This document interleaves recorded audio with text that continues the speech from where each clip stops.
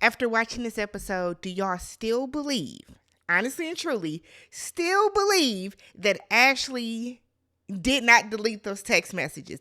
I feel like every single episode, I get more and more convinced that Ashley deleted those text messages. What's good, y'all? I'm Tammy. This is TammyTalks, Ready to Love, Make a Move, Season 1, Episode 7, Mixing It Up. If you're brand new to the channel or a returning viewer that is just not yet subscribed, I hope this is the video that changes your mind, convinces you to subscribe to the channel. I'm super close to getting 20,000 subscribers, y'all. So if you have not already, please hit the subscribe button. Y'all see my tree, okay? I'm not done. I know there's some spots. Okay, so don't y'all come in. There's bald spots. I know. I got to finish. But this is my tree this year, okay? All right, y'all, let's get into it. So the episode picks up right where the last episode ended off, with Cameron coming in late to Zadia's party. This is what gets me. So, like, Zadia knew he was going to be late, right? She knew he was going to be late. She had discussed it. She had talked about it. She had mentioned it. So, the fact that she was making a big deal about it is why I always just kind of feel like people that are entrepreneurs need to date other entrepreneurs if you're not going to be tolerant, acceptable, or tolerant, accepting, mindful of the fact that people that have 9 to 5s, we have hours that we work. I don't have set hours, but that we have hours that we work. So, but then she goes on in her confessional to say that the fact that she was hurt that he was late means she really likes him. And it's like, Zadia, girl. Okay. So we see Vernisha and Mizell are flirting, and it's like, oh, okay. Sure. It's interesting. I'm not going to fault Vernisha for that, because the purpose of this, like Tamika said, that, they might be dating other, each other's men, but it's still an interesting dynamic. So the next morning, Vernisha and Ashley are talking in the kitchen, and Ashley is saying that she hasn't heard from Kirsten at all. He didn't text last night to say he wasn't coming. He didn't text this morning to apologize for not coming. She hasn't heard anything from him. And because of that, it's causing her to feel away. She doesn't know what to think. And I'm actually with Ashley on this. I'm on Ashley's side. The least you could do is, if you're not going to make it, is text and say that. Or if you know that you're not, or if you have already missed it, the very least you could have did, my bad, sorry I missed it, X, Y, and Z happened, I apologize. He didn't bother to do either one of those things. So Vernisha feels that Tobari might not be serious enough for her, and I feel like, Vernisha, maybe you are too serious. You know what I mean? I feel like, is he a jokester and stuff like that? From what we can see, yes. But I don't think that there's not a serious part of him, because he's not yucking it up every time we see him. Like, that just could be his personality. So either you like it or you don't. But I think that Vernisha might be too serious. And I don't want to hear, well, she's a woman of a certain age. That doesn't mean anything. No part of me thinks that Tobari is not able to turn on and off when he feels like, entertaining or, kind of being the life of the party. So she tells Ashley that Mizell asked for her number at the end of the night. And I was with Ashley. Oh. Meanwhile, Zadia and Sharice are in another room talking, and Sharice said that Danzy was acting like he was her +1. Girl, he was. You invited him. +1 type. I mean, I guess Sharice. I think the better thing is Danzy. I don't think he was doing anything wrong. He put his arm around her. I didn't think that was a big deal. It was really just because she was irritated that he was so drunk. Him putting his arm like just behind her, to me, that wasn't a big deal. So she said that Danzy was like trying to claim her. She didn't like that. Sharice then tells Zadia that she is thinking of keeping Mizell around. So Q Ashley and Sharice to come in and join the conversation. And Vernisha let Sharice know that Mizell has asked her for her phone number, and that he's been texting her all night, and then he asked her out on a date. And Sharice is like, oh, that's interesting because I haven't heard from him at all. Sheesh. Sheesh. So now it's awkward. So you can tell that Sharice was big mad. She tried to play it cool, but you can tell that she felt the way about that, and she was hot. So Tamika comes in, and the ladies are all talking about how their dates went, how things are going with their keepers. So Ashley said that Don is stepping up, but she has not heard from Kirsten at all. Is it whatever? Vernisha mentions that, the men are kind of free game, so she's been talking to Mizell.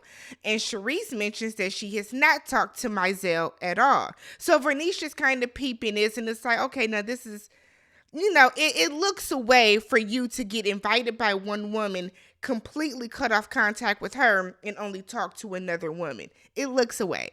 It just does. So Tamika tells them, stay open to all possibilities. Like, she keeps reiterating that because a lot of these women are stringing along the same man and not really dating as intended, I think, for the show. So we're at the mixer, and Mizell looked musty. By no means should that man have come in with that cut off hooded shirt with them pits out like that. I just know he was musty. And the way he was sweating too. Why are you dressed like this? Why are you dressed like this for this event? This is a cocktail party. Nonetheless, Sharice asked Mizell why he didn't call her. I haven't heard from you. He said that he didn't call anybody because it was late. So she then said, well, you were talking to other people. And he's like, I didn't call anybody, but I think I texted you this morning, right? So she's like, but you've been talking to other people. So he starts rambling and talking in circles, talking about somehow he left a bag and Vernisha stayed, make sure he got the bag, and he thought that was endearing. And so that's why he got her phone number. According to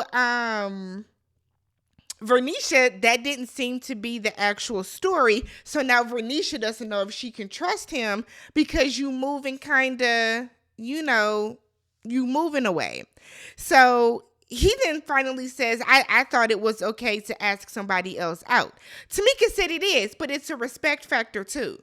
It's a respect thing. So, case in point, if I come with Sharice and I want to maybe get to know Vernisha as well, then just let Sharice know. Hey, Sharice, blah, blah, blah, blah, blah. I'm thinking about getting to know her. Boom, boom, boom. There's a way to do it. So Mizell said, well, I'm just learning a lot. You're learning a lot on how to be respectful? Come on. Play with somebody else. So he finally admits that he just wanted the opportunity to talk to someone else. And it's like, that's really all you had to say, though. That's literally all you had to say. It didn't even need to be this whole back and forth. You could have just said that from jump. So we then see, so then Sharice tells him that she wants to move in a different direction. He seemed shocked. He seemed almost taken aback, like, really? Yeah, nigga, really? We don't want to talk to you no more. I invited you out, and then you ignored me after that night, started talking to another woman, as if we weren't going to talk. We're living in the same house. So we then see Zadia.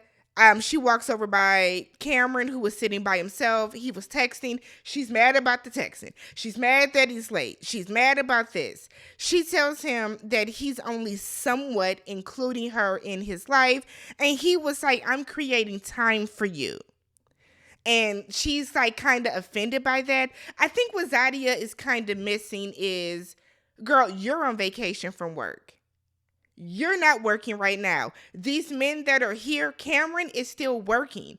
He didn't take time away from work to come on to a show. So the fact that you're upset that this man has to try to fit you in and fit in the filming schedule to see you. Like, I don't understand why she's being so whatever about this. It's not like he's missing things. She's not talking about the lack of communication. I think that Zadia just wants this man to be up her ass because she has nothing else to do throughout the day. Because again, you took time away from work. He didn't. But she decides to keep him around, which we knew she was going to. Ashley's talking to Kirsten, and she's like, I just got rid of someone for their lack of communication, for not coming to the party. So he was like, I'm sorry. You could have said something, Kirsten. You didn't want to. Kirsten doesn't like Ashley. Kirsten has not liked Ashley. I think Kirsten has hung around to be on TV and to see if maybe he could get with one of the other ladies. So she tells him that she wants to move in another direction because she knows what she wants. She knows what she deserves. She knows her worth. He said agreed. She feels a way about that. So she said, well, okay, I guess that's it. So he finishes his water, and then it's like, well, if that's how you feel, I respect it. She gets mad that he's not fighting for her. Here's the thing, Ashley. If you tell me I'm moving in another direction, okay. So he tells her that, like, you've already made up your mind. Actually, this man did not want you, has shown that he did not want you. You knew that he didn't want you, yet you chose to be strung along, I should say. So she's kind of mad at him and saying, well, you didn't fight and I don't want a man that's not going to fight for me. So then what are you mad about then?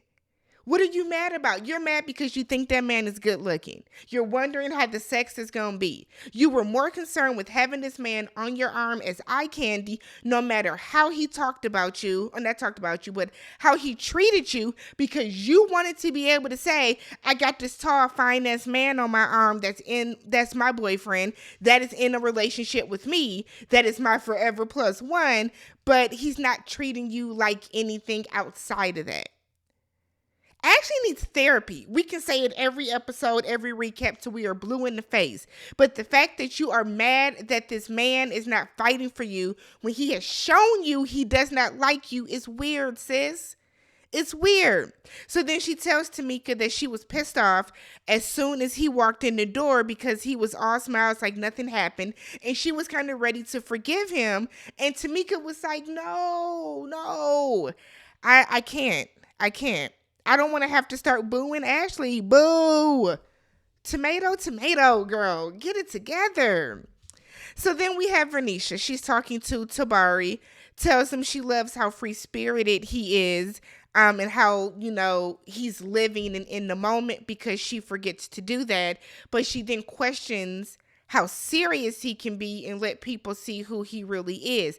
And I say again, the fact that Vernisha doesn't live in the moment, is not as free-spirited, is not as willing to let go, to let back. I don't think it's an issue of her feeling like these men aren't serious enough. It's the issue of Vernisha being too serious throughout this process. Have fun. Relax. Yes, we get that it's a show to try to find somebody, but at the end of the day, you want to be able to have fun with your mate as well. It shouldn't all be serious, work. But, okay. So, we then get to Don. Don shows up, said Tamika called him, and told him to come rescue Ashley. So, she asked Don what he wants from her. He said solid friendship, and then he wants them to grow into a solid, compatible relationship. So Ashley's fawning all over this man, saying that, he's doing everything right now. Basically, you're sweating me now, so now I like you. So now it's okay. You weren't sweating me before. So the fact that now you're fawning all over me, now I like you. Ashley deleted them text messages as a test. She wanted to teach Don a lesson, and that's why she's so enthralled with Don. Because if you felt that the conversation or the communication was so bad before, what has changed over 2 weeks that now all of a sudden you're ready to bring him back into the fold? So we get this double date with Ashley and Vernisha. They're on a double date. They go dancing to a dance class, and we meet these two guys, Trey and Mike. Trey is a 38-year-old personal trainer and then general manager. He's at like an oil company or something. And then we have Mike, who is 31, and he is a project manager in construction. He also served in the military. The way these men were like competing, they were competing, like trying to have better stories. They're like, we can work out, but not with this knee, I can't because my truck rolled over in Afghanistan. And then the other guy was like, well, my knee it's not because of that. It's like, what are we doing? What are we doing, gentlemen? And they were super thirsty. Like y'all want us to come on your dates later? Y'all need bodyguards? I was like, what? And you could tell they weren't feeling them because the conversation was awkward. It was forced. The ladies didn't seem, into it. Vernisha was like, if we want to talk to you, we know how to get your number. That should tell you right then, gentlemen, we will not see y'all back. We then get Sharice and Zadia on a double date. And they are on a double date with Will and Brandon. I went to high school with Will. As soon as Will came on TV, I said, is that Will? And then when they put the nameplate up, I said, well, I'll be. So Will is from Milwaukee. I went to high school with Will. That is so funny. I need to Facebook him now. So Will is a 39-year-old community engagement manager. He's been in NOLA for 5 years. He has a 6-year-old. Things just didn't work out with the mother, and he's on good terms with the mother, so FYI. Things just didn't work out with the mother. Will is very into the community. He's a really good guy.